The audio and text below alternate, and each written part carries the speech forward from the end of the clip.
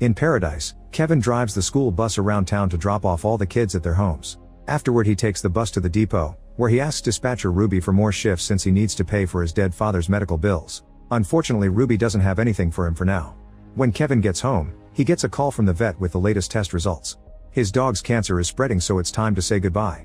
Then Kevin picks up his old dog and enters the house, only to learn from his mother that his son Sean refused to go to school.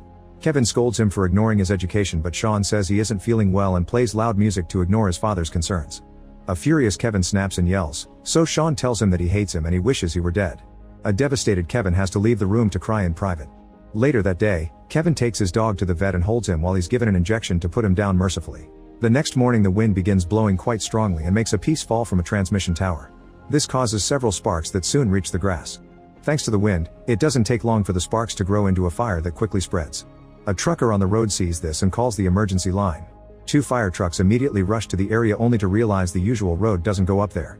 They have no choice but to take a very narrow mountain road that can't handle their weight, so they drive carefully and slowly. This gives the fire more time to grow and spread. Since they can't find an access point on this road either, they'll have to go back and find a new strike point.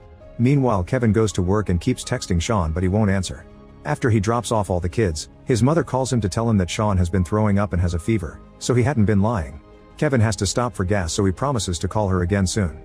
Unfortunately, Kevin ends up wasting a lot of time just waiting because of a long line. Ruby calls him to scold him for taking so long and makes him bring the bus to the depot now. As Kevin drives as fast as possible, he sees the smoke in the distance. He stops at the pharmacy anyway and gets some medicine, only to get a call from his ex-wife. She's talked to Sean and he wants to go back to her house, but she's leaving with her new boyfriend on a vacation tonight. Kevin promises to take care of it and hangs up. Soon more firemen gather to discuss the situation. The fire is around 300 acres and the wind has pushed it down the canyon. There's a small town of 800 people that they should warn, but Paradise is far, so they should be fine. Unfortunately, a second fire is found 3 miles away from the first one, which has caused a power outage. A firefighter gets to the small town and reports heavy smoke and blowing embers 5 miles from the original fire, so the spread is worse than they thought. Several fire spots are starting all over the place and people are panicking. The man is losing visibility pretty fast too. The chief realizes that this is all one huge fire, so they need to start evacuating immediately. The fireman runs around town, getting people out of their houses as fast as possible. Some people are so desperate to leave that they aren't driving responsibly and cars keep crashing. Those without cars are taken to the fireman's truck. Flames are already close enough for several people to have burns. Once everyone is in a vehicle, the firefighter starts a convoy by making the locals follow him out of town. Eventually the air tankers arrive and start spreading flame retardant in the area. However, because of the strong wind, it's almost impossible to aim correctly and hit the right target. The chief asks them to fly over and try again. He also keeps calling neighboring cities to ask for more fire trucks. The convoy has trouble advancing since visibility is almost zero and there isn't enough space to drive through without touching the flames. More cars crash as they stop at the same time and people get out to continue the journey on foot. As the locals run to jump into the creek, a man catches on fire and a neighbor helps him by throwing a blanket on him. The fireman keeps asking for support on the radio since burnover is imminent. The fire trucks are trying to enter the area, but they keep finding obstacles in the roadway and eventually they can't advance anymore. The air tankers are doing a second run, however the flame retardant is having no impact at all. When the burnover finally reaches the creek, the fireman makes everyone dive in to protect themselves right before the flames fly above them. The chief and the main team worry because they lost contact with them, but thankfully the fireman calls them after a few minutes. They're alive, but several people have burn injuries. He also warns them that the fire's speed is critical, so it'll reach Paradise after all. Meanwhile, the birds are flying away from the fire and almost make Kevin crash when they cross the road. He changes lanes to let the police and 2 fire trucks pass and notices that the smoke is getting worse. Then he calls Sean and leaves a message apologizing for their argument. He also promises to bring him the medicine after work. While helicopters finally arrive to transport the firefighters, the Paradise Town Hall receives evacuation orders for East Paradise before the phone lines go down. However, when they try to send out the alert, they discover the system is down too. The air tankers keep on flying without achieving much. The firefighters and the choppers notice that the wind is too strong, so they won't be able to fly for much longer. The fire is finally crossing the canyon and can't be stopped. In a school in Paradise, Mary is trying to keep her students calm. They still haven't received evacuation orders, but the principal doesn't want to wait anymore and tells the teachers to send the kids home. Some parents are already collecting the children, and the teachers start calling the other families. On the road, Kevin gets another call from his ex because Sean keeps contacting her instead of him. He decides to pull over so he can have a better conversation, but his ex just tells him to think about Sean's happiness because he doesn't want to live with him at all. After she hangs up, Kevin leaves another message on Sean's phone saying he'll go home now. As Kevin turns the bus around and angers a few car drivers, Ruby informs all the buses that they must take the vehicles to the West Depot even if they still have kids aboard. At school, the principal finally gets the evacuation orders. Since the alert system is down, the town hall is calling any person with a radio to pass the information. Mary immediately calls her best friend and asks her to pick up her kid from another school since her husband is out of town. Her school still has many children that can't be picked up, so the principal calls the bus depot for help. Ruby contacts all her drivers to ask for a volunteer. All the other buses claim to be full, so Kevin has no choice but to take the job. In the meantime, the firemen finally find an entry point and start working with the hoses, which will be a very slow and long task. After avoiding lots of traffic, Kevin makes it to the school and rushes inside, telling everyone to move quickly.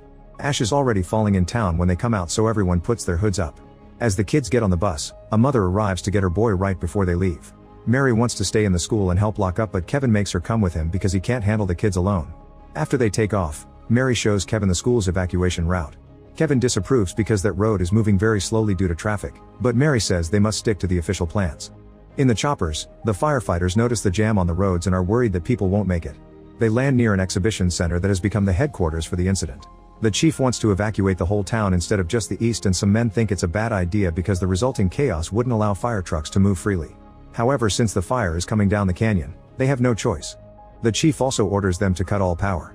Fire trucks and police cars keep driving past the bus and the kids get nervous, so Mary assures them they're here to keep them safe. While she's distracted, Kevin turns the bus and takes a different road. Mary freaks out and scolds him, but Kevin points at the fire and says the traffic jam could kill them. He makes another turn and they make it to a road with only a few cars, but there's a fire on the side and the firemen are rushing to take care of it. Kevin moves the bus fast enough to dodge the incoming trucks just in time. At the depot, they receive a red alert and all the employees run away. Ruby stays a little longer but can't contact Kevin because the radio system has also gone down, so she ends up leaving as well. On the bus, Kevin and Mary talk about growing up in Paradise and the hardships of raising a teenager. The fire is now spreading fast through East Paradise and the firefighters are doing the best they can with the hoses. The hospital's cardiology wing is on fire too, so they have to rescue the patients and save the building. Air attack has landed since they can't work anymore with all the wind and the smoke. The fire is starting to block roads as well, so the traffic jam is getting even slower and the fire trucks are losing access. Since people are abandoning their cars to continue on foot, the chief orders his men to remove all abandoned vehicles. On the bus, Kevin is shaking with impatience because the traffic won't move. He keeps calling Sean but there's no signal. Since he never signed up their numbers for emergency alerts, his family may not know about the evacuation orders. Suddenly a house near the road catches on fire. The kids panic and Mary rushes to move them away from the windows. Drivers in cars also start to panic and try to move ahead, blocking the way for the bus. A desperate Kevin makes Mary take over the wheel before leaving the bus to talk to the police, who are failing to redirect the traffic because the fire truck needs to pass first. After a pointless argument, Kevin decides to guide the cars himself. He sends them to the other lane and successfully opens the way for both the fire truck and the bus. Mary makes it advance enough to leave the jam and hands the wheel back to Kevin. Now they're finally moving at a decent speed, but when they reach the meeting point, they're devastated to discover that the place is also on fire. Kevin and Mary come out to search for people but they find nobody. Mary says they should go to the evacuation center before the kids call her. She rushes back and finds one of the girls hiding under the seat because she's too scared. Mary gets her to come out by hugging her while Kevin returns to the wheel so they can leave. At the exhibition center, the chief learns that they've only evacuated 8,000 people, which means there still are 30,000 left to save. Their main worry is the propane facilities, so the chief makes them their priority. Active power lines are coming down and blocking roads, thus some firefighters are working on cutting them. The chief looks for the head of the power plant, who reveals that they cut off the automatic lines but they haven't accessed the manual switches. Getting extremely angry, the chief yells at him and sends him to do something since he needs his men fighting the fire, not the cables. Meanwhile, the bus is stuck in a traffic jam again. Kevin's plan is to stay ahead and head southwest because he can see a clear patch of sky. There are two roads to get there, one is shorter but very narrow and full of 180-degree turns that a bus may not handle well. They have no choice but to take the longer road. The kids realize that Mary doesn't know where their parents are, but she promises they'll find them soon. Another power line comes down and hits the ground, causing several dangerous sparks. Kevin has been keeping an eye on the poles and dodges them just in time, but other cars are panicking and driving like crazy, so he has to dodge those too. Soon the falling cables bring down the poles as well, so Kevin has to pull off very fast turns to drive around them. People are starting to leave their cars, meaning they're another obstacle to avoid. The kids scream as the sparks go off too close to the bus and Kevin is forced to turn left when a pole blocks the entire road. The front window starts to crack as Kevin drives as fast as possible, going through a fence on purpose to reach the southwest road quickly. Unfortunately, the flames in this area are even worse and the jam is here as well because everyone had the same idea as Kevin. Firefighters are trying their best with the hoses but barely making any progress. When a man catches on fire, Mary has to keep the kids distracted from the gruesome sight. Suddenly looters appear on the road and start emptying a truck.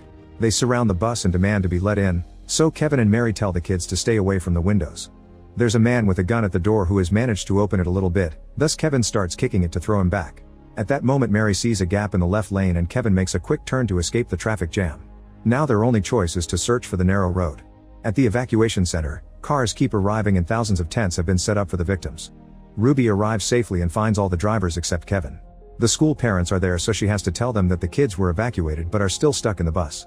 Everyone complains, so Ruby vouches for Kevin and asks the parents to have hope. On the bus, the kids are very hot and thirsty.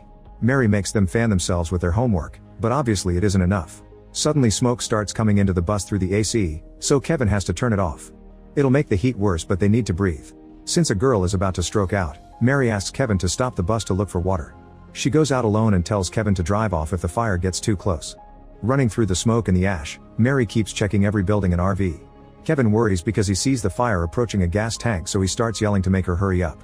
Eventually Mary breaks the door of an RV and finally finds some bottles that she brings back with her. When she sees other survivors running nearby, she has to slow down and stay hidden to avoid getting robbed. At that moment the gas tank explodes and the kids cry, thinking they've lost their teacher. Kevin keeps yelling her name and Mary follows the noise to find the bus again.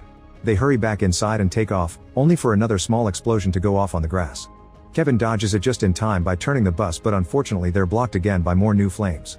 As the kids keep screaming, Kevin drives in reverse and has to pull off lots of fast maneuvers to avoid the flames that continue to appear all around them. After lots of struggle, they finally manage to find the exit. Minutes later, Kevin is carefully driving on the narrow mountain road and Mary helps him navigate the area by keeping an eye on his blind spots. At the same time in the exhibition center, the team discovers that the fire is heading toward those tight roads.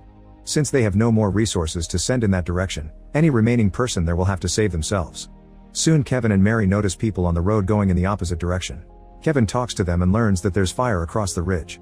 He tries to tell them that the fire is worse the other way, but the group prefers to take their chances and keeps moving. Kevin leaves the bus to check the ridge and is devastated to discover that there's fire everywhere.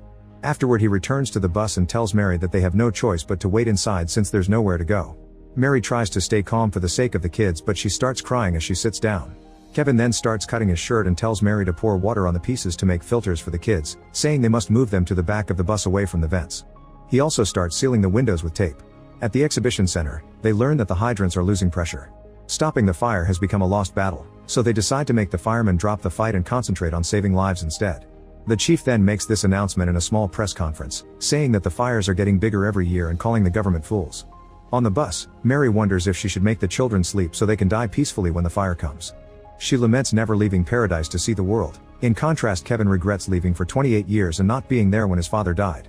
He cries as he realizes he's now doing the same thing to his son. Suddenly some flames appear next to the bus and Kevin rushes to put them out with an extinguisher. More fire appears behind the vehicle, so Mary takes over the extinguisher while Kevin continues to fight the flames with his jacket. Eventually the extinguisher runs out, but the big fire is still approaching. Kevin sends Mary back to the bus and keeps trying to fight the flames with his jacket, only to burn his hand.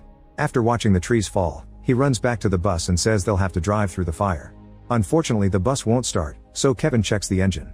With the fire almost on the road, Kevin keeps tinkering until Mary manages to start the engine. He runs back inside and they finally take off. As the kids scream, Kevin goes as fast as possible through the fire, making all kinds of crazy turns to avoid the bigger flames. The vehicle keeps crashing into branches, cars, and smaller flames, yet Kevin never gives up and even speeds up. After several terrifying minutes of heat and darkness, the bus finally comes out into a clear area outside town, where the group sees the sunlight again. Everyone cries and hugs each other in relief. Eventually the bus makes it to the evacuation center and the parents immediately surround it to reunite with their children. Mary tries to talk to the parents but is distracted when she discovers her son is there too. Kevin asks an employee about his son and mother, but their names aren't on the victim list. Then Kevin goes to the medical tents and finally finds his mom, who explains that she was rescued by their neighbor. Sean left before the evacuation because he decided to stay with his mother. Kevin has no choice but to admit his son is safer and happier with his ex. Many days later, Kevin comes back to see what is left of his hometown. His house is nothing but debris and ashes, however he manages to find a picture of him and his son. At that moment his ex parks nearby and Sean comes out to meet Kevin with a hug. This is based on a true story. Investigators revealed that the electric company was responsible for the fire and was charged with manslaughter, so it had to pay $13.5 billion to the victims. Kevin studied to be a teacher and still works as one to this day. Mary is still in the same school but now travels often. Make sure to subscribe and turn on notifications so you can watch more videos like this. Thanks for watching.